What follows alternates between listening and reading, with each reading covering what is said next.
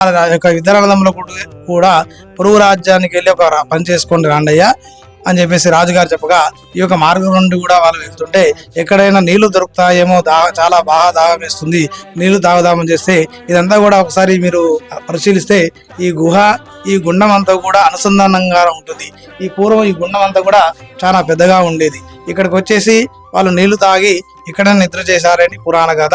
ఉదయాన్నే లేవంగానే సూర్యుడి యొక్క కిరణాలు కూడా ఇప్పటికీ స్వామివారి మీద పడుతుంటే ఇక్కడ మెరుస్తుంది ఏంది అని చెప్పేసి కొంచెం ముందుకు రాగానే స్వామివారి దర్శనం ఇచ్చారు. ఏంటి మహిమ అని చెప్పగానే పుట్టులింగము, పుట్టుగుండము ఇదంతా చూసేసి ఏంటి మహిమ అని చేసి ఇద్దరు అన్నదమ్ములు కూడా ఋషుల దగ్గరికి వెళ్ళారు.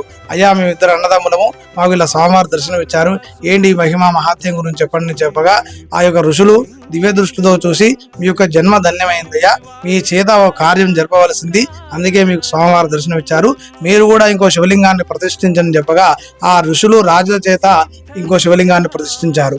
పుట్టులింగాకారము, పెట్టులింగాకారము అని చెప్పేసి అంటారు. అది యొక్క అన్నదమ్ముల చరిత్ర ఎప్పటికీ ఉండాలని చెప్పేసి 2 శివలింగాలు అయినాయి కాబట్టి అన్ని కూడా 2 ఉండాలని చెప్పేసి 2 నందులు, 2 గణపతులు, ఇక్కడో గణపతి అక్కడో గణపతి ఉంటుంది. తర్వాత 2 ధ్వజస్తంభాలు, 2 గుండాలు, 2 శిఖరాలు, 2 ఆంజనేయ స్వాములు అన్ని కూడా 2 ఉంటాయి. ఇక్కడ మనకు ఉత్తర గోపురాన్ని నిర్మించారు. తూర్పు గోపురాన్ని నిర్మించే సమయానికి ఆ ఇద్దరు అన్నదమ్ములు అటే